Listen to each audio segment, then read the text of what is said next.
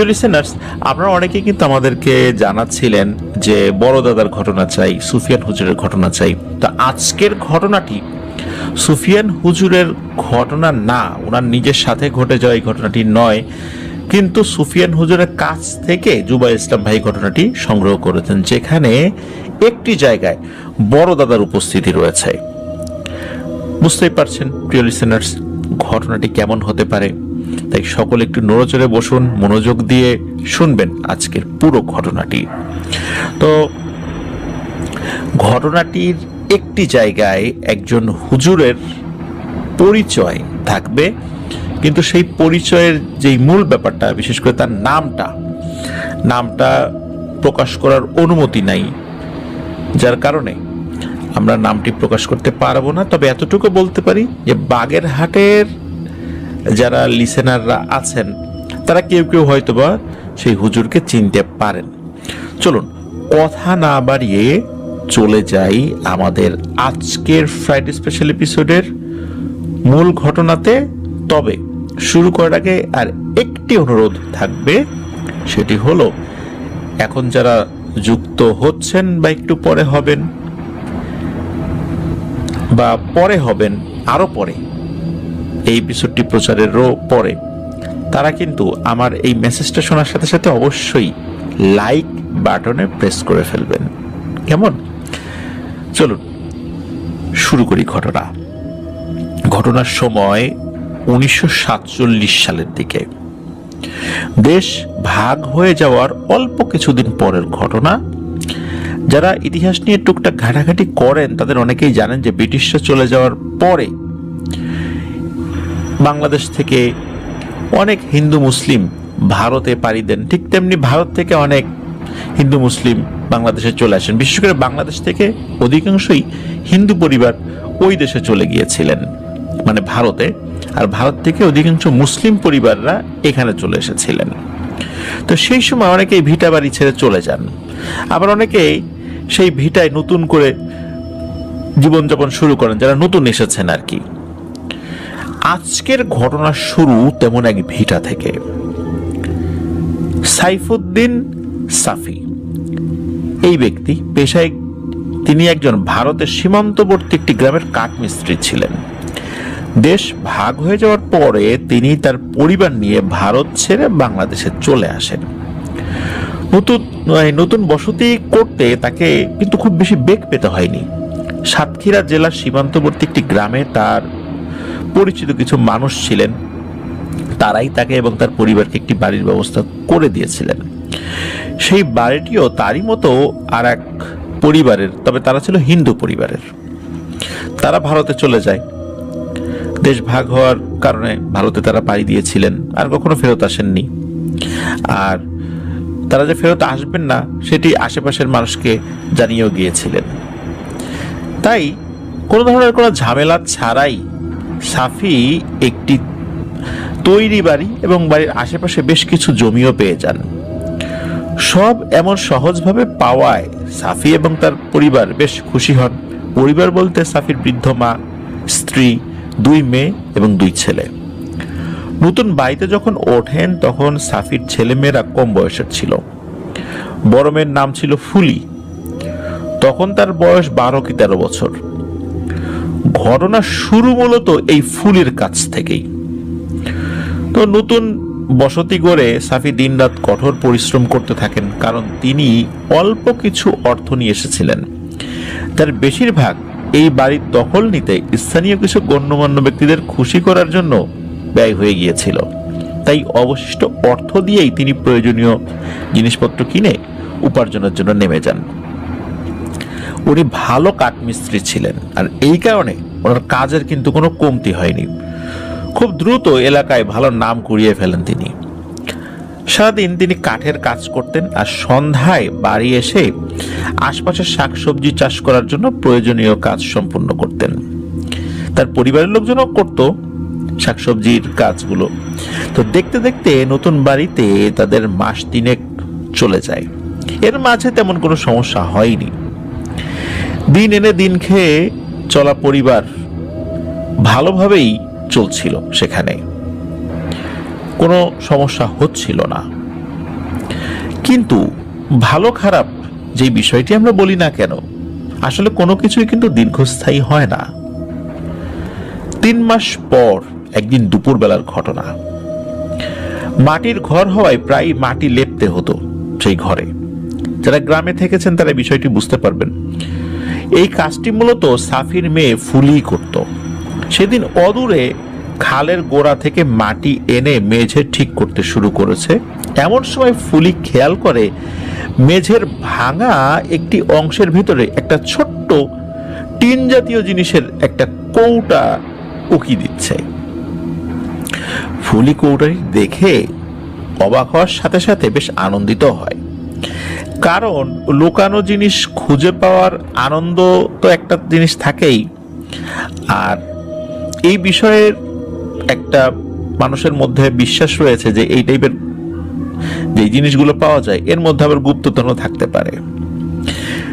সে এই লুকানো জিনিস খুঁজে পাওয়ার আনন্দে এতটাই আত্মহারা হয়ে পড়ে যে সে কাউকে না দেখে নিজেই আরো খানিকটা মাটি সরিয়ে কৌটাটা বের করে আনে এবং কাজ শেষে দেখবে এই ভেবে অন্য একটা জায়গায় লুকিয়ে রাখে। গৃহস্থালী কাজ শেষ করে ফুলি খাওয়া দাওয়া করে দুপুরে কৌটাটি নিয়ে তাদের বাড়ি থেকে খুব সামান্য দূরে খালের কাছে চলে যায়। খাল পারে একটি গাছের নিচে বসে কৌটাটি পরীক্ষা নিরীক্ষা করে দেখে সেটার মুখ বেশ শক্তভাবে আটকানো। ফুলি কৌটা ঝেঁকে শোনার চেষ্টা করছে যে ভিতরে কিছু আছে কিনা। তবে কৌটার ভেতর থেকে এক ধরনের ভোঁতা আওয়াজ পাওয়া যায়।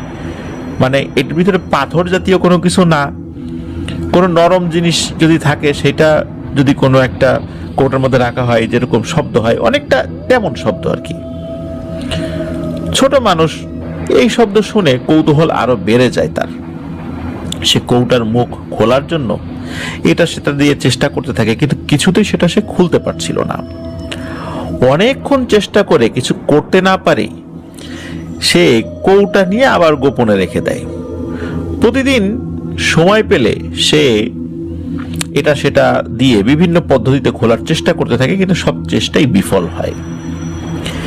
3-4 দিন পরেও রাতে চেষ্টা করে ফুলি কৌটা খুলতে না পেরে বিরক্ত হয়ে ভাবে এটা কালকেই খালে ফেলে দেবে। সেদিন রাতের ঘটনা। খাওয়া দাওয়া শেষ করে সবাই শুয়ে পড়ে। সাফিদের এই ঘরটি ছিল 3 কামরা বিশিষ্ট। প্রথম রুমে থাকতেন এই সাফির 2 ছেলে, দ্বিতীয় রুমে সাফি ও তার স্ত্রী আর 2 বছর বয়সী ছোট মেয়ে।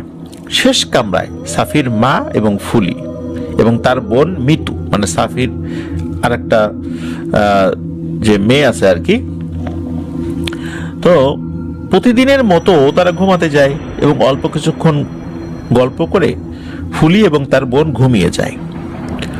ঘুমের মধ্যে ফুলি একটা অন্যরকম স্বপ্ন দেখে।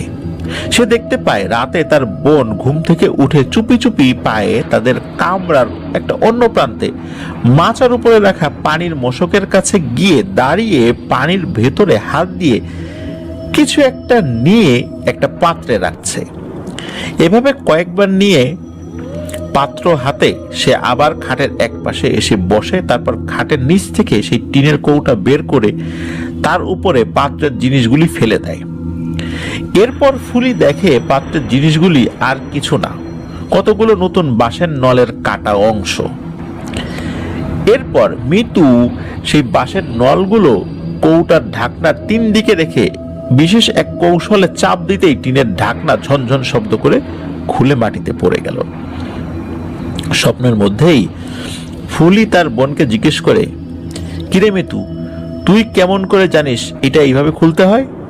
তখন মিতু বলে, আমি জানি না, আমারে যা কইছে আমি তাই করছি, তুমিও এইভাবে চেষ্টা কইরা দেখো, মনে রাখো নতুন বাঁশের নল লাগবে কিন্তু।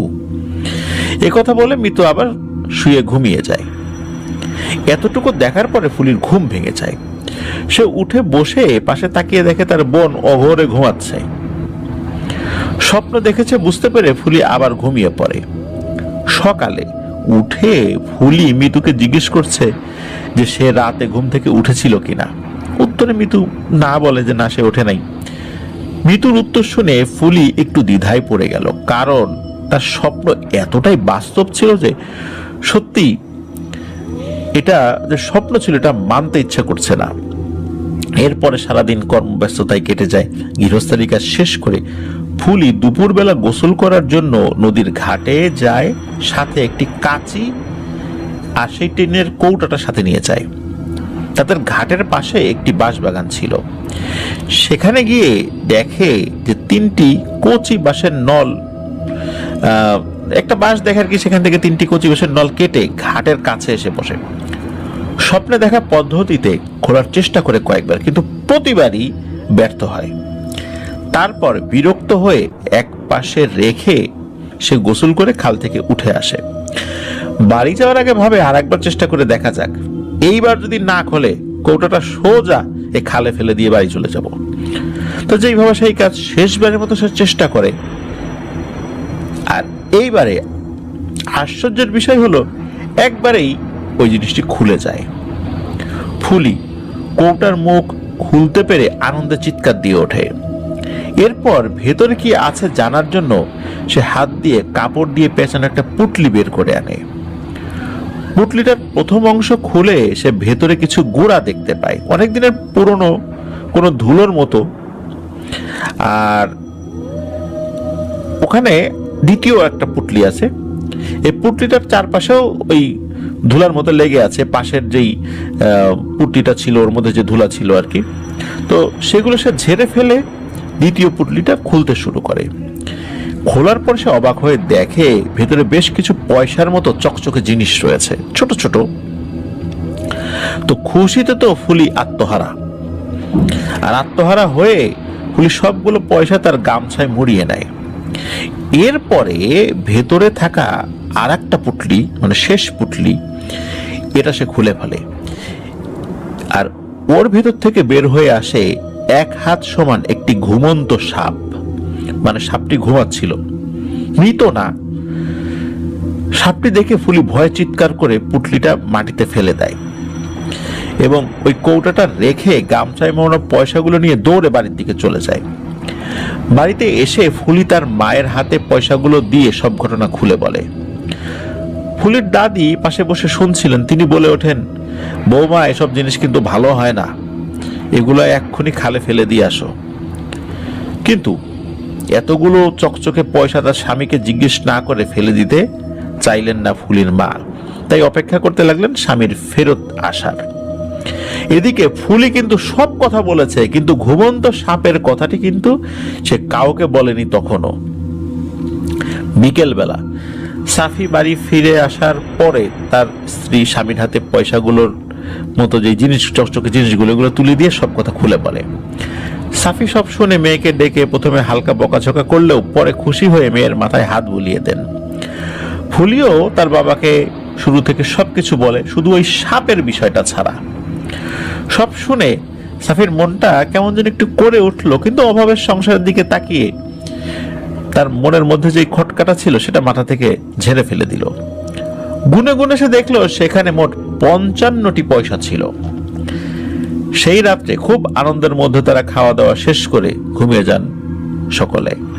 পরের দিন সকালবেলা সাফি ওই 55টা মুদ্রা থেকে 5টি মুদ্রা নিয়ে গঞ্জের দিকে রওনা হয়।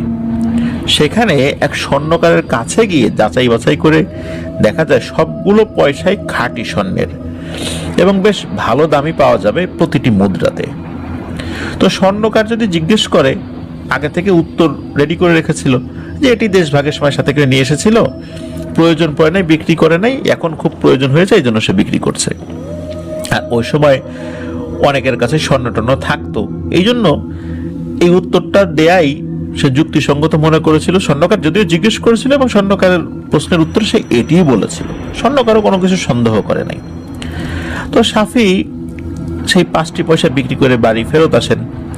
আসার সময় ছেলে মেয়েদের জন্য, স্ত্রী মায়ের জন্য নতুন জামা কাপড়, কিছু মন্ডা মিঠাই এবং কিছু টিন কিনে নিয়ে আসলেন ঘরের জন্য। আগেকার দিনে কিন্তু মোটা মোটা টিন পাওয়া যেত, আজকের মতো এরকম চিকন টিন না। এখনো সেই টিনগুলো অনেকের বাড়িতে আছে। আমাদের প্রিয় লিসেনাররা অনেকেই গ্রামে খুঁজলে এই ধরনের টিন দেখতে পাবেন, সেই ব্রিটিশ পিরিয়ডের টিন।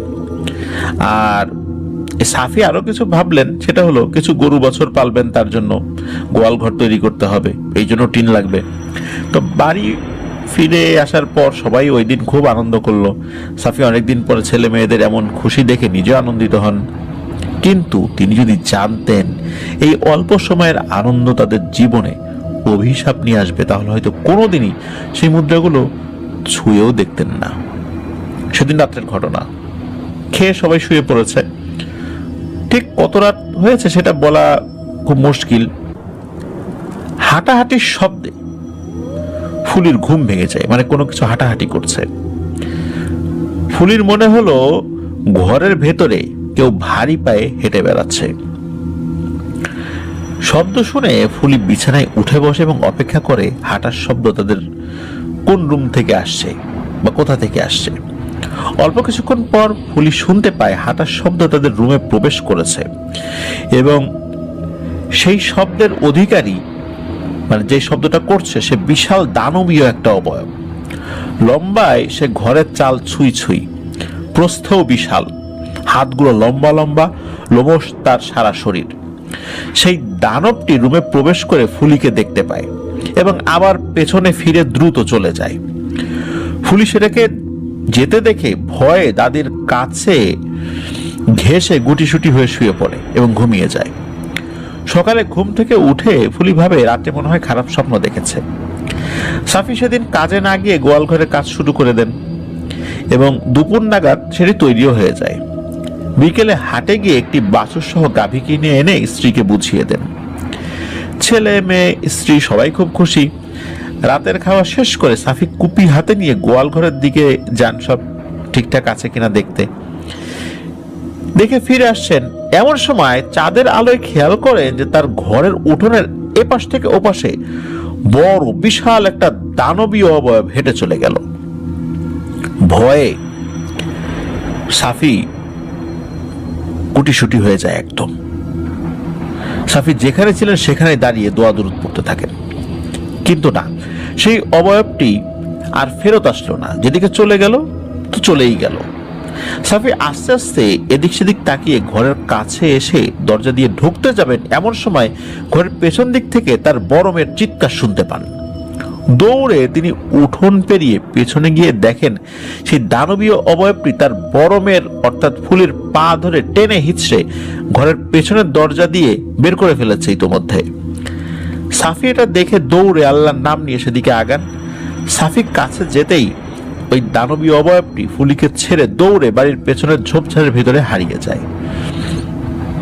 সাফি দ্রুত মেয়েকে নিয়ে ঘরে ফিরে যান এবং দরজা জানালা বন্ধ করে সবাই আল্লাহর নাম স্মরণ করতে করতে কোনো মতে রাত্রি পার করে দেন। দানবের মতো ওই পিশাচটি ঘরে কিভাবে ঢুকলো কেউ বলতে পারেনি। আর ফুলিও ওই টেনে নিয়ে যাওয়ার আগে কিছুই বুঝতে পারেনি, কারণ তখন সে ঘুমের মধ্যে ছিল। সকাল হলে সাফি দেরি না করে ফজরের নামাজের পরে স্থানীয় একজন হুজুরের সাথে দেখা করে রাতের ঘটনা সব বলেন এবং তার কাছে সাহায্য প্রার্থনা করেন। হুজুর সব শুনে তার সাথে তাদের বাড়িতে আসেন এবং সমগ্র বাড়ি এবং আশেপাশের বেশ কয়েকটা জায়গা বন্ধ করে দিয়ে যান। ঘর বন্ধ করে যাওয়ার পর অনেকদিন আর কোনো সমস্যা হয়নি। সাফিও তার পরিবার মোটামুটি ভালোভাবেই দিন কাটাচ্ছিল।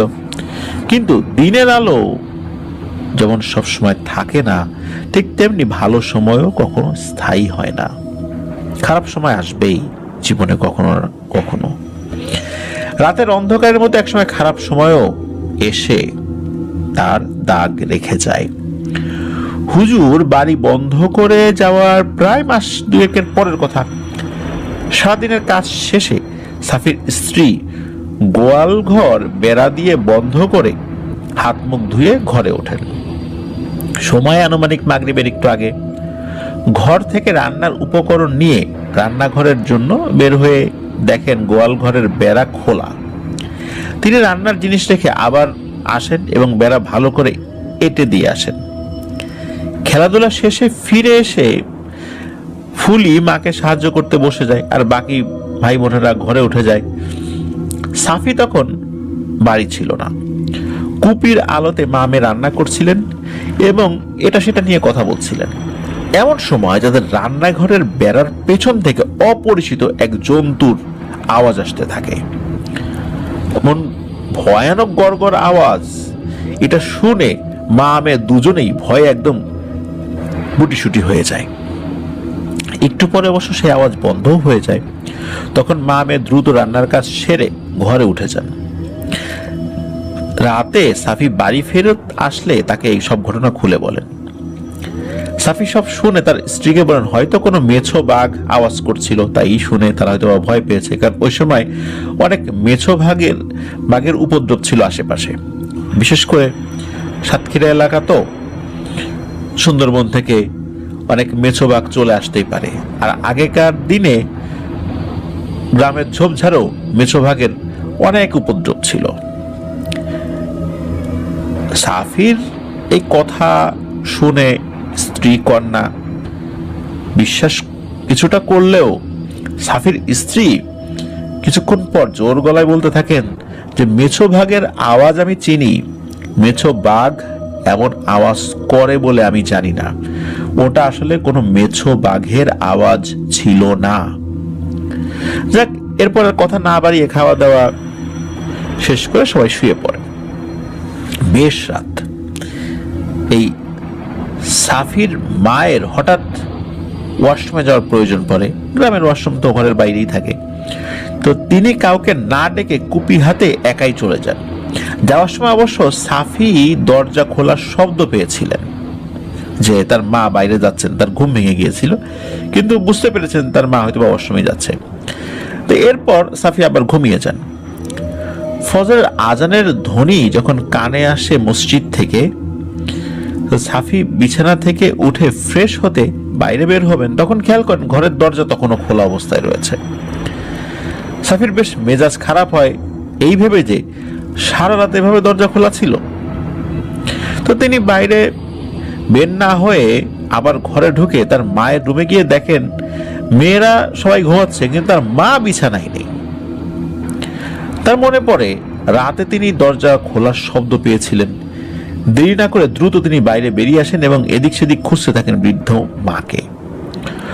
অনেকক্ষণ খুঁজতে খুঁজতে সূর্যের আলো ফোটে চারদিকে আলোকিত করে, কিন্তু মাকে তখনও কিন্তু তিনি খুঁজে পান নাই। শেষ পর্যন্ত আশেপাশের লোকজন ডেকে অনেকে মিলে খুঁজতে শুরু করেন। সারাদিন নিজেদের গ্রাম তন্ন তন্ন করে খুঁজেও মায়ের কোনো চিহ্ন দেখতে না পেয়ে বেশ উদ্বিগ্ন হয়ে পড়েন তিনি এবং তার পরিবার। বাচ্চারাও দাদির জন্য কান্নাকাটি শুরু করে। এভাবে মায়ের উধাও হয়ে যাওয়ায় সাফি আসলে কি যে করবেন বুঝে উঠতে পারছিলেন না। এভাবে দিন গড়িয়ে রাত চলে আসে। সাফি বাড়িতেই ছিলেন ওই দিন, কোনো কাজে যান নাই। তখন তো আর ঘড়ির প্রচলন খুব বেশি ছিল না, তাই একদম এক্সাক্ট সময় বলাটা মুশকিল। রাত আনুমানিক 8টা, 8:30 বা 9টা হবে। এই সময় হইচই করতে করতে বেশ কয়েকজন লোক সাফির বাড়িতে আসে আর কি। তো সাফি মায়ের জন্য ঘরের দাওয়ায় বসে অপেক্ষা করছিলেন। হঠাৎ এত লোকজন দেখে সাফির মনের ভেতর একটা দুশ্চিন্তা উকি দিয়ে ওঠে। সাফি উঠোনে নেমে আসলে ওই সময় যারা এসেছিলেন তাদের মধ্যে একজন লোক সাফিকে বলেন, ভাই তাড়াতাড়ি একটা শাবল কোদাল যা আছে নিয়ে এসো, তোমার মায়েরে পাওয়া গেছে ঘাটের দিকে, চলো চলো তাড়াতাড়ি চলো। একথা শুনে আর দেরি করেননি সাফি, কোদাল একটা হাতে নিয়ে তাদের সাথে রওনা হয়ে যান। কিন্তু ঘাটের কাছে এসে মায়ের অবস্থা দেখে তার কোদাল চালানোর মতো আর কোনো শক্তি ছিল না। তিনি দেখেন খাল পাড়ে একটি গাছের নিচে তার মাকে গলা সমান মাটির নিচে মৃত অবস্থায় পুঁতে রেখে গেছে কেউ। কে বা কারা করেছে এই কাজ তার কোনো ধারণাই ছিল না তখন। আর পুঁতে যে রেখেছে আশেপাশে কোনো আলগা মাটি নেই। মাটির নিচ থেকে যদি কোনো গাছের চারা বের হয়, সেই চারার আশেপাশে যেমন কোনো আলগা মাটি থাকে না, একদম নিচ থেকে ফুঁড়ে বেরিয়েছে, এই কারণে ঠিক তেমনি মনে হচ্ছিল তার মায়ের গলা পর্যন্ত অংশটা বাইরে বেরিয়ে আছে আর গলার নিচের অংশ মাটির ভেতরে। মনে হচ্ছে মাটির নিচ থেকে আস্তে আস্তে এই মাথাটা ফুঁড়ে বেরিয়েছে, কিন্তু আশেপাশে কোনো আলগা মাটি নেই। বিষয়টি খুবই অদ্ভুত এবং ভয়ানক ছিল। উপস্থিত লোকজনদের মাঝে তখন স্থানীয় মসজিদের ইমাম সাহেব উপস্থিত ছিলেন। তিনি লাশের অবস্থা দেখে বুঝতে পেরেছিলেন এটা কোনো মানুষের কাজ নয়, কিন্তু ওই সময়ের বাস্তবতায় তিনি কিছু বলেননি। সবাই মিলে মাটি খুঁড়তে শুরু করে দেন, কিন্তু মাটি বেশি দূর খুঁড়তে আসলে হয়নি তাদের। আনুমানিক বুক পর্যন্ত মাটি খুঁড়ে সবাই দেখতে পেলেন সাফির মায়ের বুকের নিচের অংশ নেই। লণ্ঠনের আলোতে স্পষ্ট বোঝা যাচ্ছিল। এটা দেখে উপস্থিত সবাই ভয়ে হতবিহ্বল হয়ে যান। সবাই উঠে চলে যেতে চাইলে সাফির কাকুতি মিনতি শুনে ইমাম সাহেব সবাইকে আবারও অনুরোধ করেন লাশ বের করে আনার জন্য। ইমাম সাহেবের কথা কেউ অমান্য করেননি। তখনকার সময়ে ছোট বড় সব হুজুরের অন্যরকম একটা সম্মান ছিল। তারাও অনেক আমলদার ছিলেন, ওই সময়ে সবকিছু মেনে চলতেন। আর মসজিদের ইমাম সাহেবরা ছিলেন খুবই সম্মানিত, তাদের কথা মোটামুটি সবাই শুনতেন। ইমাম সাহেবের অনুরোধে সবাই মিলে হাত লাগিয়ে মাটি খুঁড়ে লাশের অর্ধেক অংশটি বের করে আনেন। খুব বীভৎস এবং একই সাথে ভয়ঙ্কর এক দৃশ্যের সাক্ষী হয়ে থাকলেন উপস্থিত সকলে। লাশের বাকি অংশ কিন্তু আর পাওয়া গেল না। লাশ বের করে আনার পর ইমাম সাহেব সকলের উদ্দেশ্যে বলেন, এই লাশ বেশিক্ষণ রাখা যাবে না, যত দ্রুত সম্ভব কবর দিয়ে দিতে হবে। সেই রাত্রে সবার সহযোগিতায় সেই খালপাড়ের একটি স্থানে জানাজা সহকারে সাফির মায়ের দাফনের কাজ শেষ করা হয়। দাফন শেষে সবাই যখন চলে যাচ্ছেন তখন ইমাম সাহেব সাফিকে ডেকে বললেন সকালে যেন সাফি দেখা করেন তার সাথে। সাফি সম্মতি জানিয়ে বাড়িতে চলে আসে। বাড়িতে তখন কান্নার ঢল। বাচ্চারা দাদিকে হারিয়ে খুব কান্নাকাটি করছে। সাফির স্ত্রী তার কাছে এসে বলেন, আপনি ওই পয়সাগুলো ফেলে দেন, ওইগুলো ঘরে আসার পর থেকে সব শুরু হয়েছে। স্ত্রীর এমন কথা শুনে সাফি বেশ রেগে যান এবং গালিগালাজ করে বলেন, ওগুলো কি চুরি করে আনছি না ডাকাতি করে আনছি যে ওর জন্য এই সমস্যা হবে? আম্মার মৃত্যু এগুলোর জন্য হয় নাই। রাত বিরেতে এই ধরনের ঘটনা ঘটেই থাকে। উনি রাতের বেলা ওয়াশরুমে গিয়েছিল, ওই সময় কোনো কিছু দেখে ভয় পেয়েছিল বা কোনো কিছুর উপরে সে পা দিয়ে আঘাত করেছিল, হয়তোবা ক্ষিপ্ত হয়ে ওই জিনিসটাই কাজ করেছে। এটা গ্রামে কিন্তু অহরহই হয়।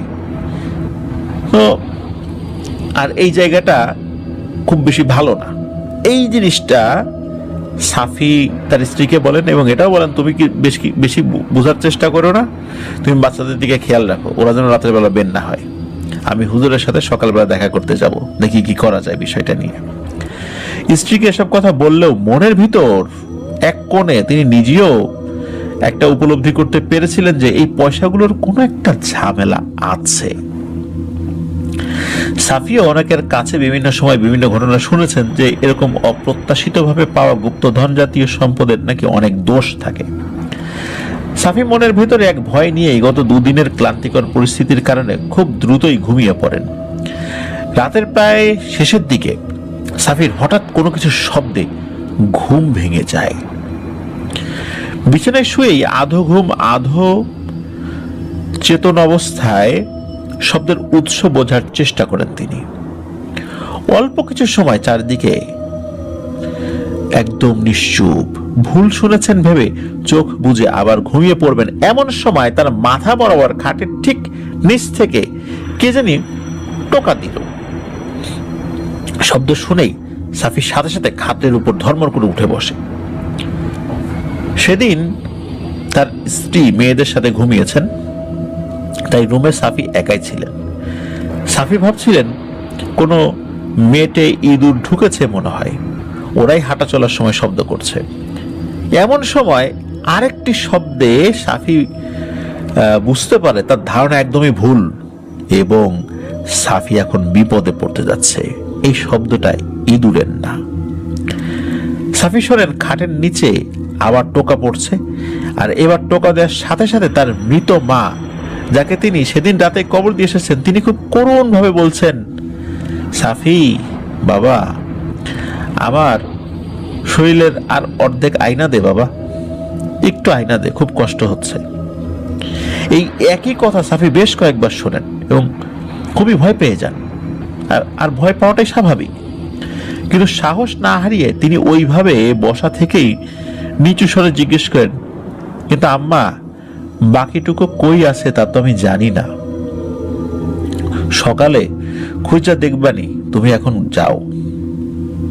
একথা শুনে খাটের নিচে সেই সত্তা তার গলার আওয়াজ পরিবর্তন করে হুবহু সাফির কণ্ঠেই বলে ওঠে, সকালে কই খুঁজবি রে সাফি, তারে তো তুই খাইছিস। সাফি নিজের কণ্ঠ ওই চৌকির নিচ থেকে শুনে আর সাহস ধরে রাখতে পারেনি।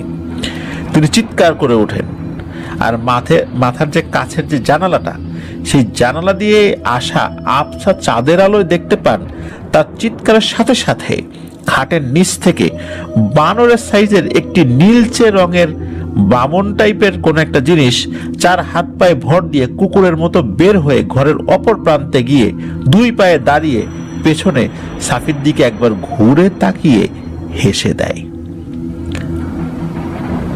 এই আলোতে ঘরের মধ্যে যতটুকু আলো ছিল, চাঁদের আলো, ততটুকুই সাফি স্পষ্ট এটা দেখতে পেয়েছিল। সাফি দেখেন সেই বামনের মতো এই অদ্ভুত ভয়ঙ্কর শরীরের গলার উপরে যা চেহারা দেখা যাচ্ছে সেটা আর কেউ না, তার সদ্য মৃতা মায়ের চেহারা। আর সেই মুখের হাসি দেখে সাফি ভয়ে আরো জোরে চিৎকার দিয়ে ওঠে। ঠিক তখনই লণ্ঠন হাতে তার স্ত্রী এবং বড় মেয়ে ছুটে আসে। সাফি দেখলেন তার স্ত্রী কন্যা ঘরে প্রবেশের মুহূর্তেই বামন আকৃতি সেই অবয়বটি তার ঘরের টিনের বেড়া বেয়ে সরীসৃপের মতো উঠতে উঠতে শূন্যে মিলিয়ে যায়। সাফির স্ত্রী কাছে এসে দোয়া দুরুদ যা পারেন পরে ফু দিচ্ছিলেন। মেয়ে হাত পাখা দিয়ে ঘরমাক্ত বাবাকে বাতাস দিয়ে শান্ত করার চেষ্টা করছিলেন। কিছুক্ষণ পরে সাফি আস্তে আস্তে ধাতস্থ হন এবং এর কিছু সময়ের মধ্যেই ফজরের আজান শুনতে পান। দেরি না করে তাড়াতাড়ি উঠে ছেলেদের সাথে নিয়ে মসজিদের সালাত আদায় করতে চলে যান। নামাজের পরে সাফি মসজিদেই ছেলেদের নিয়ে বসেছিলেন। ইমাম সাহেব একটু পরেই মুসল্লিরা সবাই চলে গেলে তার সামনে এসে বসেন। ইমাম সাহেব সাফিকে জিজ্ঞেস করলেন, সাফি ভাই, আপনি নিজেও মনে হয় বুঝতে পেরেছেন যে আপনার মায়ের মৃত্যু স্বাভাবিক না। কি এমন করেছেন আপনারা যার কারণে এই বয়স্কা একজন মানুষ এইভাবে নিহত হলেন? এরপরে সাফি ভাই ওনার বাড়ির আঙিনায় দেখা সেই দানবাকৃতি থেকে শুরু করে নিয়ে গতকাল রাতে তার সাথে ঘটে যাওয়ার সব ঘটনা খুলে বলেন। স্থানীয় একজন হুজুরের সাহায্য নিয়ে তিনি যে বাড়ির আঙিনা বন্ধ করেছিলেন সেই কথাও বলতে ভুললেন না। কিন্তু টিনের সেই কৌটা আর তার ভেতর থেকে পাওয়া মুদ্রার বিষয়টি একদমই উনি চেপে যান। ইমাম সাহেব সব কথা শুনে বলেন, সাফি ভাই, আপনার পরিবারের সাথে এমন ঘটনা কেন ঘটছে সেটা আমি বুঝতে পারছি না, কিন্তু যতটুকু আমার অভিজ্ঞতা আছে এইসব বিষয়ে সেই আলোকে বুঝতে পারছি আপনার পরিবার কোনো জিনের আক্রোশের শিকার হয়েছে। সাবধানে থাকবেন, বাচ্চাদের দিকে খেয়াল রাখবেন, আর কোনো সমস্যা হলে আমাকে জানাবেন। এসব কথা বলে ইমাম সাহেব সাফি ও তার ছেলেদের তখনকার মতো বিদায় দেন। সাফি বের হয়ে যেতে যেতে ইমাম সাহেব ভাবতে থাকেন বিষয়টি নিয়ে। তিনি সাফির কথা শুনে বুঝতে পারেন যে সাফি কিছু একটা গোপন রেখে কথা বলেছে, তাই বিষয়টি আরো ভালোভাবে ভেবে জানার চেষ্টা করবেন বলে উনি সিদ্ধান্ত নেন।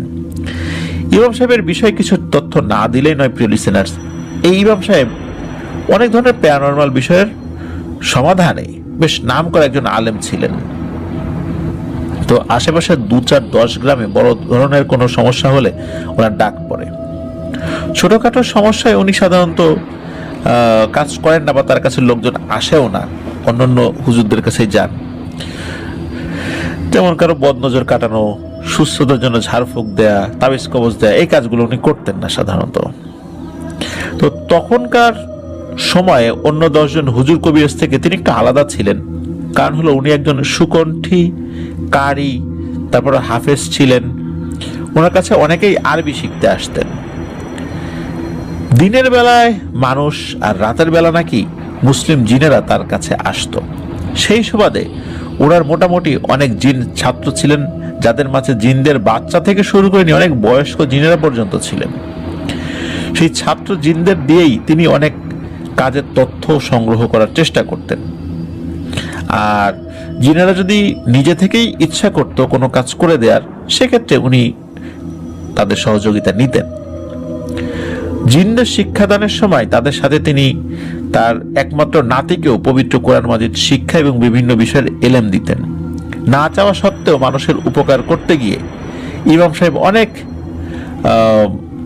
মুশরিক, কাফের এবং ভয়ঙ্কর জিনদের নিজের শত্রু করে ফেলেছিলেন, যার প্রতিদান হিসাবে নিজের একমাত্র ছেলের লাশ তার কাঁধে নিতে হয়েছিল। কিন্তু তারপরও ভয় পেয়ে তিনি কখনো কারো সমস্যায় বা কোনো মানুষ সমস্যায় পড়েছে, এমনকি জিনেও সমস্যা পড়েছে, জিন সমস্যার মানে কোনো জিন নিজে সমস্যায় পড়েছে, সেই সমস্যার সমাধান উনি করতেন। মানুষের সমস্যার সমাধান তো করতেন, সেই সাথে জিনদের সমস্যার সমাধানও করতেন। আর কখনো উনি কাউকে না বলতে পারতেন না যে আমি পারবো না, এটা আমি করব না, এটা আমার দ্বারা সম্ভব না। উনি ওনার জায়গা থেকে সর্বোচ্চ চেষ্টা যেটা সেটা উনি করতেন। তো যার কারণে মানুষ এবং জিন জাতি প্রত্যেকের কাছেই উনি খুব সম্মানিত ছিলেন। আর এদিকে বয়স বেড়েছে, ওনার একমাত্র ছেলেও মারা গেছে, একমাত্র নাতি ওনার আবেগ, ভালোবাসা এবং ভবিষ্যতের আশ্রয়স্থল। বয়স বেড়েছে এবং শারীরিক সক্ষমতা দিন দিন কমছে। এই অবস্থার কথা চিন্তা করে একমাত্র নাতিকে তিনি খুব অল্প বয়স থেকেই নিজের জানা সবকিছু শিক্ষা দিতে থাকেন। পাশাপাশি মুসলিম সেই প্রবীণ জিনেরা তাদের জানা অনেক এলেম জ্ঞান ইমাম সাহেবের নাতিকে শেখাতে থাকেন।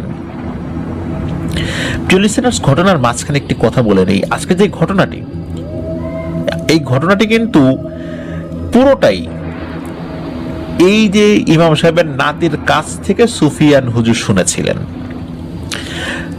তো চলুন এবার মূল ঘটনায় ফিরি আবারও। তো সাফির বিষয়টি ইমাম সাহেব সেদিন রাত্রেই তার পরিচিত যুবক ছাত্র জিনদের জানান এবং তাদেরকে এই বিষয়ে বিস্তারিত তথ্য সংগ্রহ করার অনুরোধ করেন। যুবক ছাত্র জিনেরা হুজুরের কাছ থেকে সময় নিয়ে তথ্য সংগ্রহ করতে চলে যান।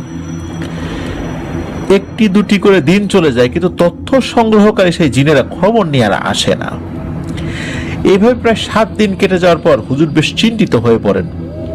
তিনি এই চিন্তা করেছেন যে তথ্য সংগ্রহ করতে গিয়ে তার প্রিয় ছাত্রগণ আবার কোনো বিপদে পড়েনি তো। এই ভেবে হুজুর কোরআন শিক্ষা দেওয়ার সময় প্রবীণ কয়েকজন জিনের সাথে বিষয়টি আলাপ করেন এবং তাদেরকে একটু খোঁজ নিতে বলেন। পরদিন প্রবীণ কয়েকজন জিন হুজুরকে জানান যে ওই যুবক জিনেরা বেশ ভালো আছেন, সুস্থ আছেন, কোনো সমস্যা নাই, কিন্তু তারা এমন কিছু তথ্য পেয়েছেন যা সত্যতা যাচাই বাছাই না করে হুজুরের সামনে আসছেন না। একথা শুনে হুজুর আশ্বস্ত হন যে না, তার ছাত্র জিনেরা ভালো আছে, কিন্তু আরো একটু চিন্তায় পড়ে যান কি এমন তথ্য পেয়েছে যে তারা যাচাই বাছাই করার জন্য আরো সময় নিচ্ছেন এবং যাচাই বাছাই না করে আমার সামনে আসবে না। এগুলো যাচাই বাছাই করা কি এতটাই জরুরি?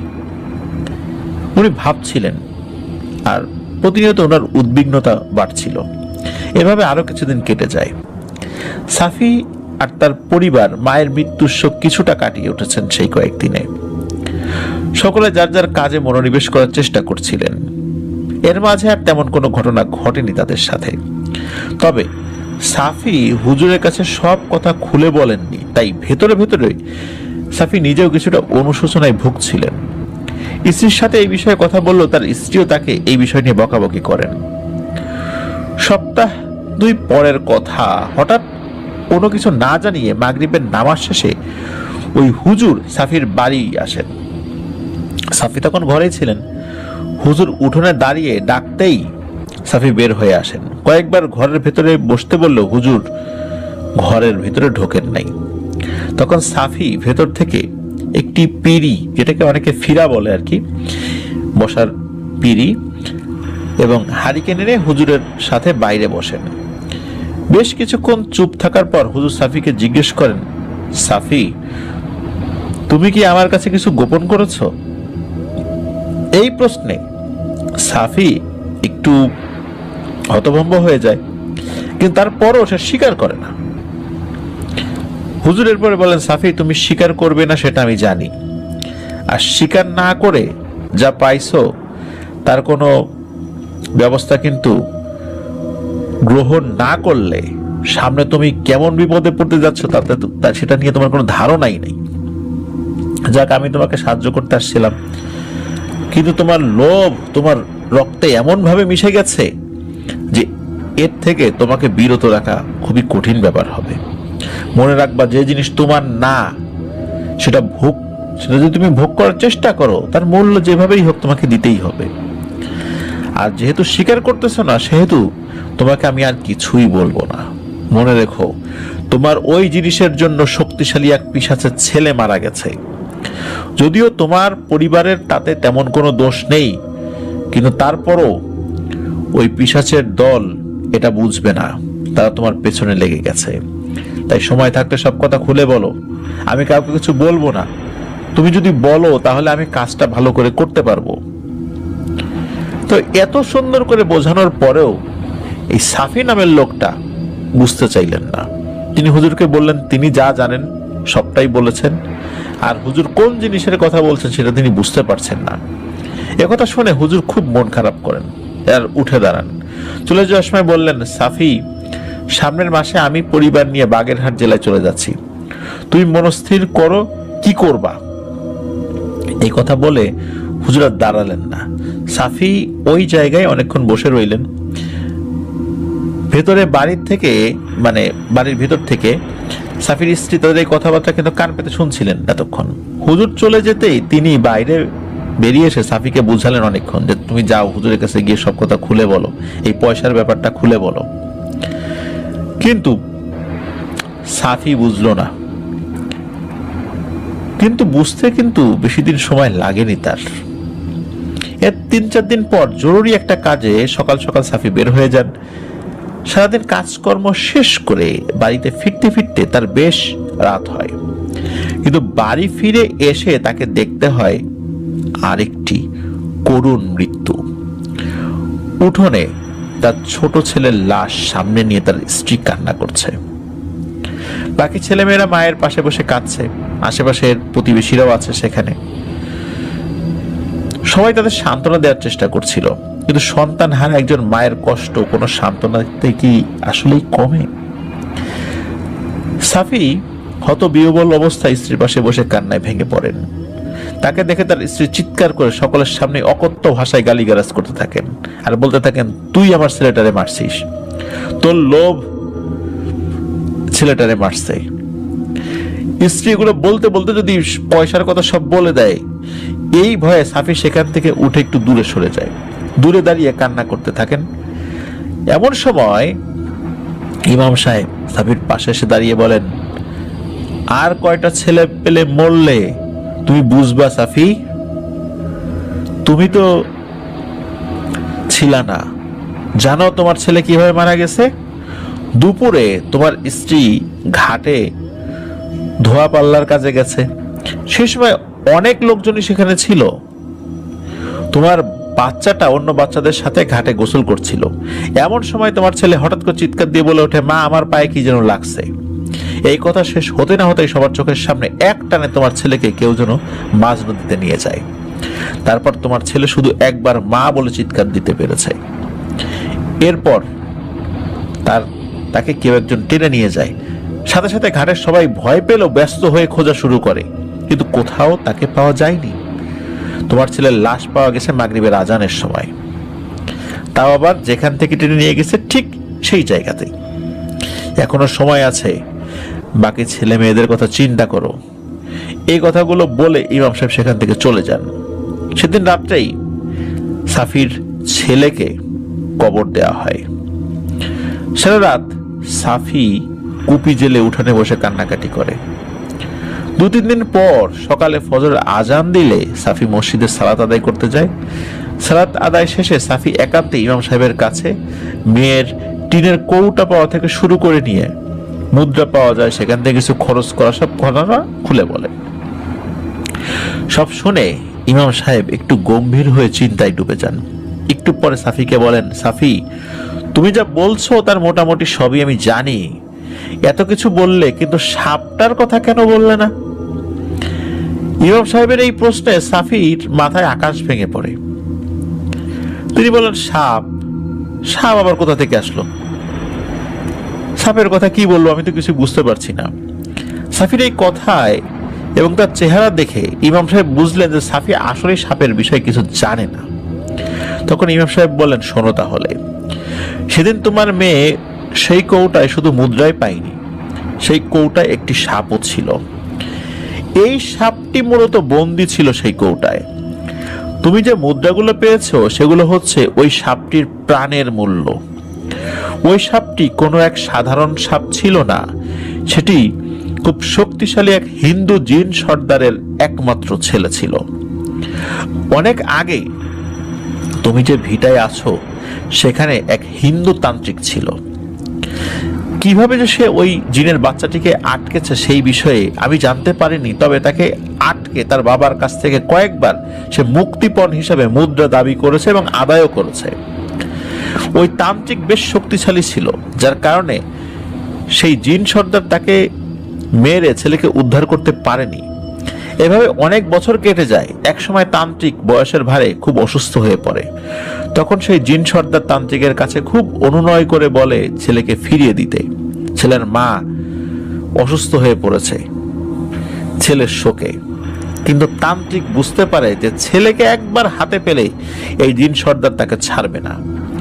তাই সে তন্ত্রমন্ত্র করে, কালো জাদু করে জিনের ছেলেকে কিছু মুদ্রা সহ একটি কৌটায় বন্দী করে। তুমি যে মুদ্রাগুলো পেয়েছো তার প্রতিটি মুদ্রায় সেই জাদুর তন্ত্র লেখা ছিল। অনেক বছর আটকে ছিল। এই কারণে জিনের বাচ্চাটি বেশ অসুস্থ ছিল, যার কারণে শুরুতেই সে নড়াচড়া করতে পারেনি। মুদ্রাগুলো নিয়ে তোমার মেয়ে যখন চলে যায় তখন তার উপর থেকে জাদুর প্রভাব কাটতে শুরু করে এবং কিছুক্ষণ পরে সে একটু নড়াচড়া করে ওঠে। কিন্তু আল্লাহ হয়তো তার মৃত্যু তার বাবার সামনে লিখে রেখেছিল। সাপটি যখন জ্ঞান ফিরে পেয়ে নড়াচড়া শুরু করে তখন ঘাটের পাশে খেলাধুলা করতে থাকা কিছু ছেলে পেলের চোখে পড়ে যায়। তারা সবাই মিলে লাঠি দিয়ে পিটিয়ে মেরে ফেলে তাকে। আর সেই ছেলেপুলের দলে তোমার 2 ছেলেও ছিল। আর এই সব ঘটনা খুব কাছে একটি গাছের ডালে বসে সেই সর্দার জিন দেখছিল। দিনের আলো থাকায় এবং আশেপাশে অনেক মানুষ থাকায় সে তার ছেলেকে নিতে পারছিল না, শুধু অসহায়ের মতো এই দৃশ্য দেখছিল।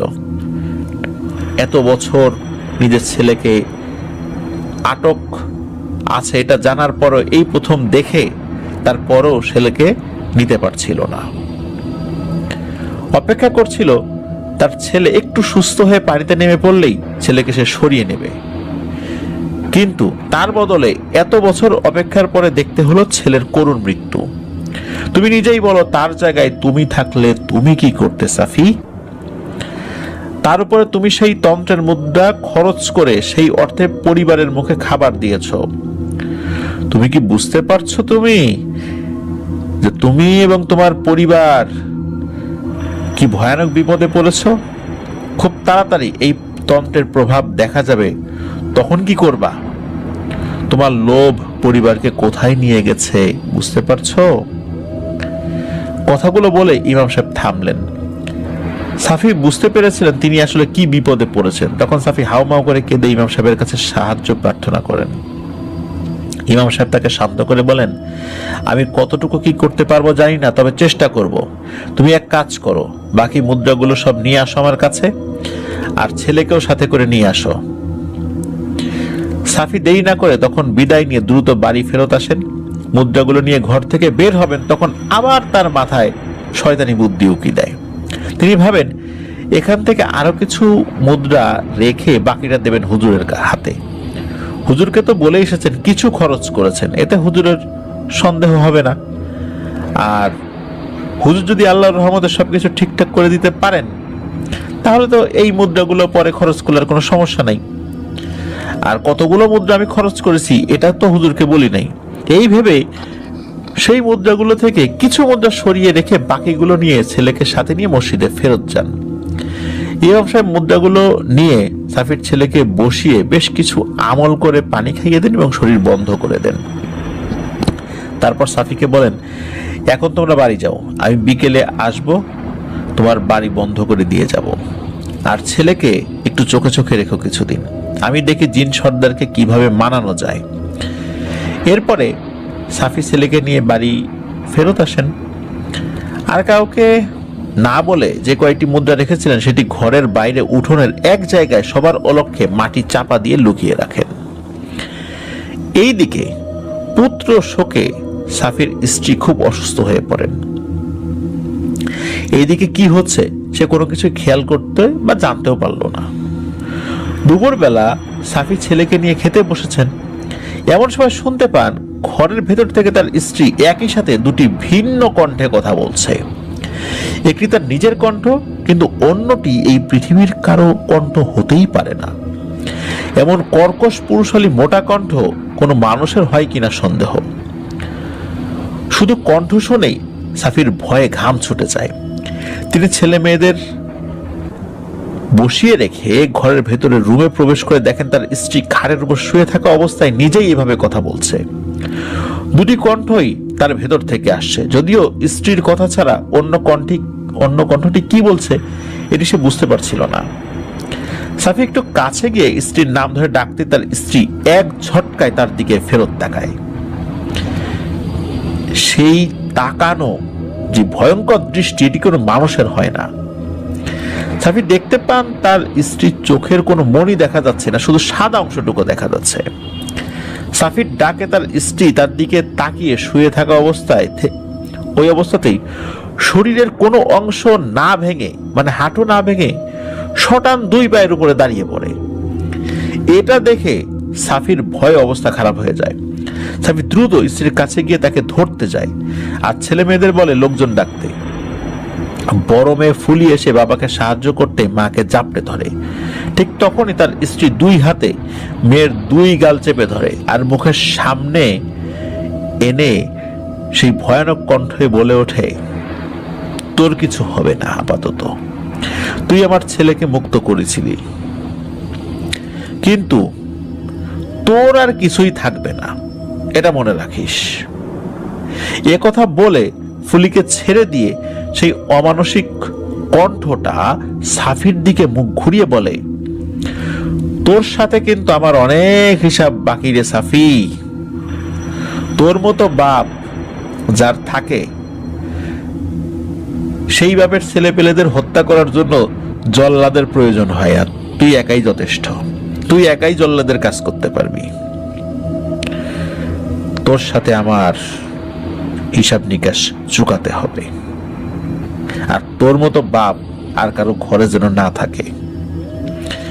এ কথা বলে এক বিকট চিৎকার দিয়ে তার স্ত্রী জ্ঞান হারান। সাফির অবস্থা ভয়ে খুব খারাপ, তারপরও সে অনেক কষ্ট করে স্ত্রীকে শুইয়ে দিয়ে পাশে বসে দোয়া দরুদ পড়তে থাকেন। একটু পরেই ঘরের আশেপাশে বেশ কয়েকজন লোক এবং মহিলারা চলে আসেন। তারা আসলে মহিলাদের কাছে স্ত্রীকে রেখে সাফি বাইরে বের হয়ে এসে বসেন। একটু পরে ইমাম সাহেবকে নিয়ে সাফির আর এক ছেলে বাড়ি ফেরত আসেন। ইমাম সাহেব এসে সব শুনে উঠানে বসেই একটু পানি এনে বেশ কিছু আমল করে ফু দিয়ে সাফির হাতে দিয়ে তার স্ত্রীকে খাইয়ে দিতে বলেন। সাফি উঠে গেলে ইমাম সাহেব বাড়ির পেছনের ঝোপের ভেতরে চলে যান। একটু পর বেশ কিছু কাঁচা ডাল নিয়ে ফেরত আসেন। উঠোনে এসে সেগুলো পড়া পানি দিয়ে ধুয়ে দেন। তারপরে অনেকক্ষণ ধরে বিভিন্ন আমল করে ডালগুলোতে ফু দিতে থাকেন। বেশ কিছুক্ষণ পর হুজুর একজনের সাহায্য নিয়ে উঠে দাঁড়ান। সবাই বুঝতে পেরেছিলেন হুজুর একটু অসুস্থ হয়ে পড়েছেন, কিন্তু প্রবীণ হুজুর থামলেন না। তিনি উঠে দাঁড়িয়ে মুখে বিভিন্ন দোয়া কালাম উচ্চারণ করতে করতে ডালগুলো নিয়ে বাড়ির সীমানার চারদিকে পুঁতে রেখে আসেন। এত সময়ের মাঝেও ইমাম সাহেব একবারের জন্য আমল পাঠ বন্ধ করেননি। সব ডাল পুঁতে রাখা শেষ হলে হুজুর থামেন এবং বড় বড় নিঃশ্বাস নিতে থাকেন। কয়েকজন ইমাম সাহেবকে ধরে বাড়িতে দিয়ে আসেন। সেদিন রাত্রে এশার সালাতের পর সাফিকে ইমাম সাহেব ডেকে পাঠান। সাফি আসলে হুজুর বসতে দিয়ে বলা শুরু করেন, সাফি, আমার বয়স হয়েছে, এই বয়সে শরীর অনেক কিছুই নিতে চায় না, তারপরও তোমার ছোট বাচ্চাগুলোর দিকে তাকিয়ে তোমার সাহায্য করার চেষ্টা আমি করতেছি। তোমার বাড়ির চারপাশে আমি কিছু ডাল পুঁতে রেখে এসেছি, মনে রেখো ওই ডালগুলো যেন কোনোভাবেই কোনো কারণে কেউ বের না করে ফেলে। সবচেয়ে ভালো হয় বেড়া দিয়ে ওই ডালের পাশে কিছু গাছ লাগিয়ে দাও। নামাজ কালাম পড়বার ঠিক মতো, আর আমি ওই জিন সর্দারের সাথে কথা বলা যায় কিনা দেখি। এখন যাও, পরে তোমাকে যদি লাগে আমি ডেকে পাঠাবো। কথা শেষ হলে সাফিকে কিছু আমল শিখিয়ে দিয়ে বাড়ি পাঠিয়ে দেন ইমাম সাহেব। রাত্রে তাহাজ্জুদের সালাত আদায় শেষে হুজুর ওনার ঘরে বসেই সেই জিন সর্দারকে ডাকার চেষ্টা করেন। অনেকক্ষণ চেষ্টা করে হুজুর উঠে যান আসন থেকে। এরপরে উঠোনে একটু বের হয়ে আসতে দেখতে পান উঠোনের এক কোণে অন্ধকার জায়গায় বিরাট দানবীয় একটি অবয়ব দাঁড়িয়ে তার দিকে তাকিয়ে আছে। ইমাম সাহেব সাহস করে এগিয়ে যান সেই দিকে, কিছুটা দূরে দাঁড়িয়ে সালাম দেন তার উদ্দেশ্যে। সালামের উত্তর না দিয়ে সেই অবয়বটি বলে ওঠে, অন্য কেউ ডাকলে আমি আসতাম না কোনোভাবেই। একজন মুসলিম হওয়া সত্ত্বেও তোমার ডাকে আমি দেখা করতে আসছি, কারণ আমাদের জিন জাতের অনেকেই তোমার কাছে শিক্ষা লাভ করে। ধর্ম নিয়ে অন্য সর্দারদের মতো আমার কোনো বাড়াবাড়ি নেই। এখন বলো, আমাকে তুমি কেন ডাকছো? আমাকে তো ওই লোভীর বাড়ি বন্ধ করে দিয়ে ওখানে ঢোকা বন্ধ করে দিছো, এখন আবার আমার কাছে কি চাও? ইমাম সাহেব তার উদ্দেশ্যে বললেন, দেখেন, আপনি তো একটা গোষ্ঠীর সর্দার, বিচার আচার তো আপনিই করেন, তাই না? আপনার গোষ্ঠীর কেউ যদি না জেনে না বুঝে কোনো ভুল করে ফেলে, তাহলে তার শাস্তি কি হতে পারে? সেই জিন সর্দার উত্তর দেন, ভুল করলে তার মাফ হয়, কিন্তু দোষ করলে কি মাফ হয়? ওই পরিবারের সকলেই আমার সন্তানের জীবনের জন্য তান্ত্রিককে দেয়া সেই অর্থ খেয়েছে। যে অর্থের জন্য আমার সন্তান মরেছে, সেই অর্থ ভোগকারী কেউ বেঁচে থাকবে না। না সেই তান্ত্রিকের পরিবার কেউ বেঁচে আছে এখন, আর না থাকবে এই সাফির পরিবারের কেউ। তবে হ্যাঁ, এতটুকু তোমাকে বলে যাই, আমি একদম অবিচার করি না, কিন্তু তার স্ত্রী এবং 2 মেয়ের কোনো ক্ষতি আমি করব না। তবে তার কোনো পুত্র সন্তান হলে আমি বাঁচতে দেব না। বাড়ি বন্ধ করে আসছো, সারা দুনিয়া কি তুমি বন্ধ করতে পারবা? একদিন ঠিকই আমি কিন্তু ওদেরকে ধরবো। আর হ্যাঁ, ওর মায়ের মৃত্যুর কারণও কিন্তু আমি।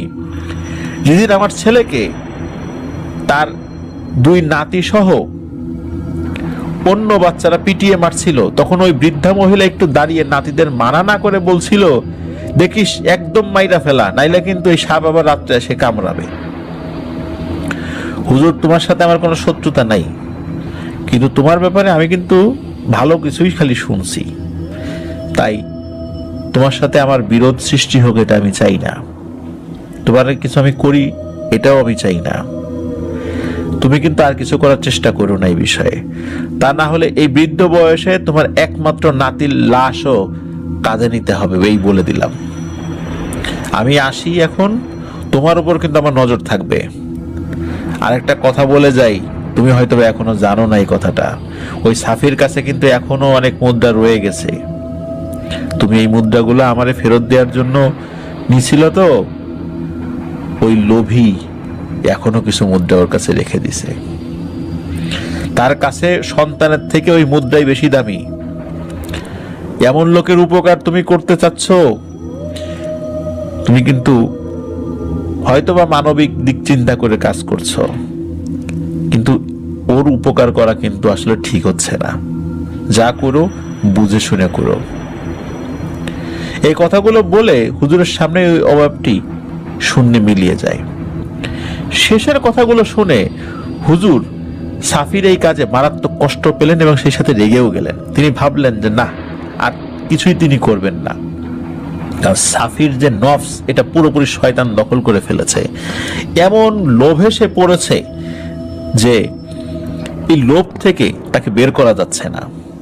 তার সন্তান মারা গেল, তার মা মারা গেল, বাকি সন্তানরা জীবিত আছে, অথচ সে তার লোভ থেকে বের হতে পারছে না। এই ধরনের সিচুয়েশন হওয়ার পরেও আর আমার কাছে সে এইভাবে মিথ্যা কথা বলে গেল, আর আমি এর জন্য আমার একমাত্র নাতিটার সর্বনাশ করব। তাকে তো মানুষ করতে হবে, বড় আলেম বানাতে হবে। এসব ভাবতে ভাবতে হুজুর ওই দিনের মতো ঘরে চলে যান মনের কষ্ট নিয়ে। এরপরে সাফির পরিবারের তেমন কোনো ঘটনা ছাড়াই বেশ কিছুদিন কেটে যায়। হুজুর তার পরিবার নিয়ে বাগেরহাট চলে আসেন। সেখানে কয়েক বছর পর নিজে একটি মাদ্রাসা স্থাপন করেন। আল্লাহ সুবহানাহু ওয়া তাআলার অশেষ রহমতে নাতিকে তিনি বেশ ভালোভাবে শিক্ষাদান করতে থাকেন। কিন্তু হায়াত তো আসলে সারা জীবন থাকে না, তাই না? তাই একসময় আল্লাহ তাআলার ডাকে সাড়া দিয়ে ইমাম সাহেব চলে যান না ফেরার দেশে। তবে নাতিকে এই যে ঘটনাটি, এই ঘটনাটি উনি কিভাবে কতটুকু সমাধান করেছিলেন এই বিষয়টি বলে গিয়েছিলেন। আর এটাও বলে গিয়েছিলেন যে যদি কখনো সাফির পরিবারের কেউ কোনোদিন সাহায্যের জন্য আসে তাহলে তার নাতি যেন তাদেরকে ফিরিয়ে না দেয়। তো উনি এটাও বলেছেন, আমি যতটুকু জানি তা দিয়ে ওই সময়ে ওই জিন সর্দারের সাথে পেরে উঠতাম না, তাহলে তোমার ক্ষতি সে করতো, কিন্তু তোমাকে আল্লাহ তাআলা অশেষ রহমতে যেভাবে মানুষ করেছি, তুমি আরো একটু বড় হলে আরো কিছু শিখলে ইনশাল্লাহ ওই জিন সর্দারের সাথে মোকাবেলা করতে পারবে। তোমার জীবনে চলার পথে আমার সাথে থাকা আমার ছাত্র জিনেরা, আমার বন্ধু জিনেরা সবাই তোমার পাশে থাকবে ইনশাল্লাহ। তুমি নিজেও ইনশাল্লাহ অনেক ভালো মানুষ এবং জিনের সান্নিধ্য পাবে, তবে কখনো অহমিকা মনের মধ্যে এনো না। শেষ সময়ের এই কথাগুলো ইমাম সাহেবের নাতি তখনও ভোলেননি। আর হয়তো তাই সেই জিন সর্দারের সাথে ইমাম সাহেব মারা যাওয়ার বেশ বছর পরে আবারও মোকাবেলা করতে হয়। শিক্ষা দীক্ষা, জ্ঞান অর্জন, কঠোর পরিশ্রম ও আল্লাহ তাআলার অশেষ রহমতে একসময় যিনি নিজেকে দক্ষিণবঙ্গের নাম করা একজন আলেম হিসেবে প্রতিষ্ঠিত করতে সক্ষম হন। তো ওনার নামটা জুবাইর ভাই বলেছেন, আমি সঙ্গত কারণে বলছি না। তো যাই হোক, জীবনে তিনি অনেক ধরনের ঘটনার সম্মুখীন হয়েছেন। কত যে ঘটনার সম্মুখীন হয়েছেন তার কোনো হিসাব নেই। অনেক মানুষ এবং জিন যারা বিপথে ছিল, আল্লাহ তাআলার অশেষ রহমতে তার সান্নিধ্যে সুপথে এসেছেন।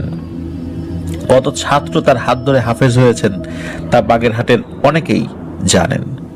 যাক, আমরা আবার ঘটনাতে ফেরত যাই। ইমাম সাহেব মারা যাওয়ার প্রায় আরো 15-16 বছর পরের ঘটনা। সেই সময়ে সেই হুজুরের বয়স, মানে এই যে নাতিজি, ওনার বয়স 40-এর কাছাকাছি হবে। সকলে ফজরের জামাত শেষ করে বাড়ি ফেরত এসে দেখেন দুইজন মহিলা আর একজন যুবক তার দাদার অর্থাৎ ইমাম সাহেবের কবরের কাছে শুকনো মুখে দাঁড়িয়ে আছেন। এটা দেখে বেশ অবাক হন ওই হুজুর। সচরাচর তিনি এবং তার পরিবারের লোকজন ছাড়া খুব বেশি মানুষ ইমাম সাহেবের কবর জিয়ারত করতে আসেন না।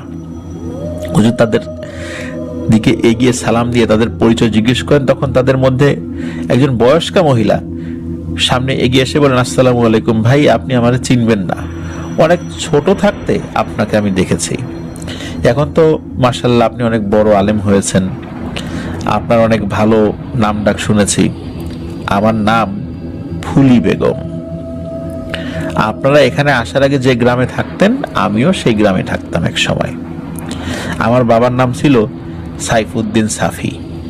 এতটুকু বলতেই হুজুর তাকে থামিয়ে দিয়ে বলেন, আর বলতে হবে না আপা, আমি আপনাকে চিনেছি।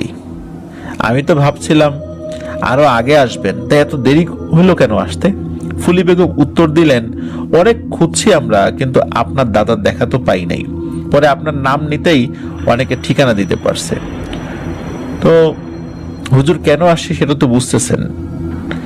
আপনারা গ্রাম ছেড়ে আসার 8 মাসের মাথায় আমার বাবারে আর খুঁজে পাই নাই। তাকে কে কোথায় নিয়ে গেছে, সে কোথায় আছে আমরা জানি না। এক ভাইরে তো পানিতে নিয়ে গেছে, আর এক ভাই আব্বা নিখোঁজ হওয়ার 5 বছরের মাথায় গলায় দড়ি দিয়ে মারা গেছে। ভাই যেদিন গলায় দড়ি দেয় তার আগের দিন আমার শ্বশুর বাড়ি এসে আমারে বলল, আপা তুই এইটা কি করলি? তুই যদি ওই দিন ওই কৌটা না খুলতি তাহলে আমাদের এমন দিন দেখা লাগতো না। আমি রাত্রে ঘুমাইতে পারি না, ঘুমাইলে কে যেন ডাকে। পরে জানালা দিয়ে বাইরে তাকালেই দেখি আব্বা উঠানের বাইরে দাঁড়ায় আছে আর আমারে ডাকতেছে। 2-3 দিন বাইরে বের হয়ে দেখছি, কাছে গিয়ে দেখি আব্বা নাই, সেখানে কতগুলো ছাই পড়ে থাকে। আপা আমার মনে হয় ওরা আমারে বাঁচতে দেবে না। এরপর দিনই ভাই গলায় দড়ি দেয়। হুজুর সব শুনলেন মনোযোগ দিয়ে, তারপর বললেন, আপা আপনি বাড়ির ভেতরে আসেন, এখানে আর কিছুই বলার দরকার নাই। বাড়ির ভেতরে এসে বসার পর হুজুর বাকি দুজনের পরিচয় জিজ্ঞেস করতে জানতে পারেন তারা ফুলি বেগমের মেয়ে আর মেয়ের হাজবেন্ড। তাদের পরিচয় শুনেই বিচক্ষণ হুজুর বুঝতে পারেন মুসিবত এখন তাদের উপর এসে ঠেকেছে। হুজুর জিজ্ঞেস করেন, আপনার আর এক বোন ছিল, সে কোথায়? ফুলি বেগম বললেন, আমার ওই বোনের ভালো গেরস্থ ঘরে বিয়ে হয়েছিল, বারবার ছেলে সন্তান হয়ে মারা যাওয়ায় তারে অপয়া বলে অনেক নির্যাতন করত। এক সময় সহ্য করতে না পেরে সেও আত্মহত্যা করে। এখন আমার পরিবারের আমি একাই জীবিত। কিন্তু ভাই, আমি নিজের জন্য আসি নাই। আমি ওইটুকু বয়সে চোখের সামনে আমার পরিবারের সবাই নিয়ে মরতে দেখছি, এখন মরণের ভয় পাই না। কিন্তু এই আমার একটাই মেয়ে, ছেলে সন্তান আমারও হয়েছিল 2 জন, কিন্তু বাঁচে নাই, বাঁচতে দেয় নাই। এখন আমার এই মেয়েটার সাথেও একই ঘটনা শুরু হয়েছে। এই বলে বহুদিনের কষ্ট বুকে নিয়ে অঝরে কেঁদে ওঠেন ফুলি বেগম। হুজুর চুপ করে বসে থাকেন, সময় দেন তাকে স্বাভাবিক হতে। বুঝতে পারছিলেন কি গিয়েছে এই পরিবারের উপর দিয়ে। ভেতরে ভেতরে হুজুর বেশ রেগে ওঠেন ওই জিনের উপরে। কিছুক্ষণ পর হুজুর বলেন, আপা থাক, আর কান্নাকাটি করেন না। আজকে আপনারা যারা মহিলারা তারা বাড়িতে ফেরত যান, আপনার মেয়ের হাজবেন্ড সে এখানে থাকুক। হুজুরের কথা অনুসারে ফুলি বেগম মেয়েকে নিয়ে চলে যান। হুজুর ওই যে মেয়ের যে ফুলি বেগমের মেয়ের যে হাজবেন্ড, তার নাম ছিল হলো হাসিব, তাকে নিয়ে বাড়ি থেকে বের হয়ে মাদ্রাসার দিকে যেতে থাকেন। প্রতিমধ্যে অনেক কিছু জিজ্ঞেস করে জেনে নেন টুকটাক তথ্যগুলো। তো এই হাসিবকে নিয়ে মাদ্রাসাতে সেদিন উনি ওই হাসিবকে থাকার ব্যবস্থা করে দেন আর কি, তার জন্য।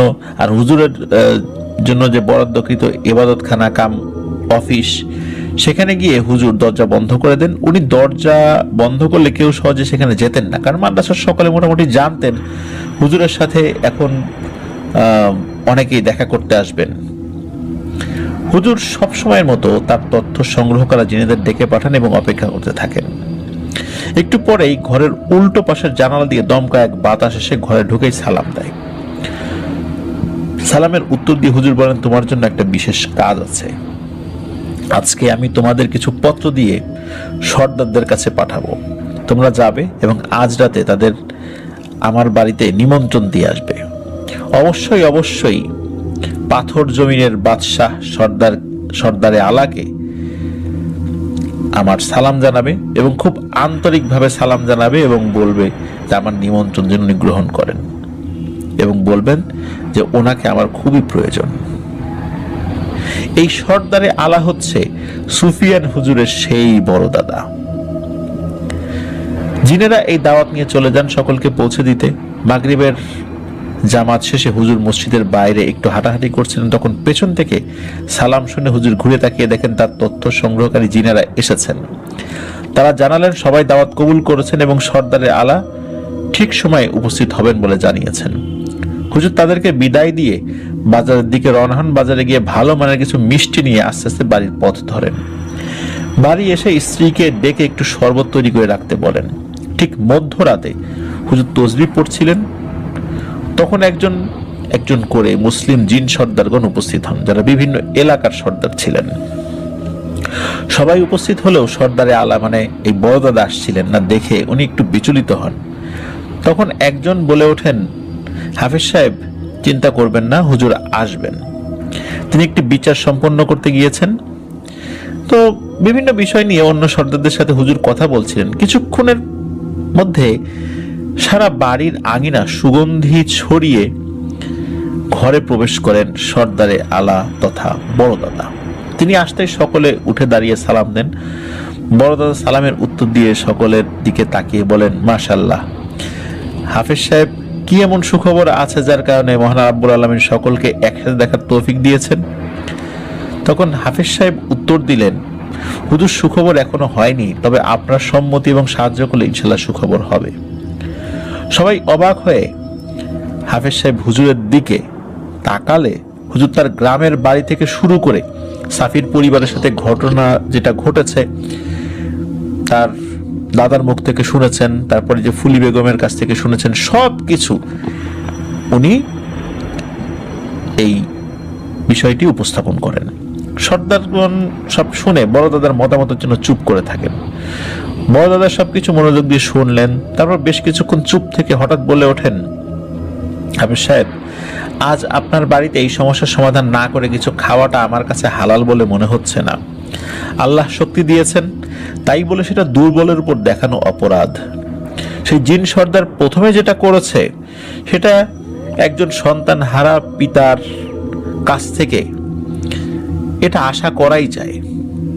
এটা দোষের কিছু সে করেনি, কারণ তার সন্তানকে যেভাবে সে নিহত হতে দেখেছে, সে প্রতিশোধের নেশায় সেটা করেছে। এইটার জন্য তাকে কোনো শাস্তি দিতে পারবো না। কিন্তু এখন সে যেটা করছে সেটা তার অহমিকা প্রকাশ করে করছে, আর এটা আমি মেনে নেব না। নিরীহ মানুষগুলোর পরিবার পরিজন ধ্বংস করে সে খুব অপরাধ করেছে, কিন্তু এখন যেটা করছে, যে সন্তানগুলো পৃথিবীতে আসবে তারা তো কোনো অপরাধ করেনি, তাদেরকেও ক্রমাগত হত্যা করে যাচ্ছে। তারা কি সেই পয়সার অর্থ খেয়েছিল? তারা তো সেই স্বর্ণ মুদ্রার অর্থ খায়নি। সুতরাং এদেরকে হত্যা করা ওই জিন সর্দারের অহমিকার বহিঃপ্রকাশ ছাড়ার কিছুই নয়। সুতরাং এটার বিচার তো করতে হবে। তখন উপস্থিত অন্য সর্দারদের কাছে বড়দাদা জানতে চান যে আপনাদের সম্মতি কি, আপনারা কি ওই জিন সর্দারের বিচার করতে দিবেন? আপনাদের কোনো আপত্তি আছে? তখন উপস্থিত সবাই বলেন যে না, আমাদের কোনো আপত্তি নাই, আপনি আপনার মতো করে যেটা ভালো হয় সেটা করেন। তখন বড়দাদা তার অনুগত একজন জিন রেহমান ভাইকে ডেকে পাঠান বা তার উদ্দেশ্যে ডাক দেন। রেহমান ভাই সকলকে সালাম দিয়ে ঘরে প্রবেশ করলে বড়দাদা বলেন, রেহমান, তুমি সব শুনেছ, তুমি সেই জিন এবং তার সাহায্যকারী যত জিন আছে সকলকে গিয়ে আমার সালাম জানাবে এবং বলবে তারা যেন আমার সাথে এসে দেখা করে। যদি আমার কাছে আসতে অপারগতা প্রকাশ করে তাহলে জোর করে নিয়ে আসবে, আর যদি কোনো ঝামেলা করে তাহলে তাকে জীবিত অথবা মৃত যে কোনো ভাবে আমার সামনে এনে উপস্থিত করবা। এটাই আমার তরফ থেকে তোমার জন্য নির্দেশনা। তো রেহমান ভাই বড় দাদার আদেশ পালনে সাথে সাথে সেখান থেকে চলে যান।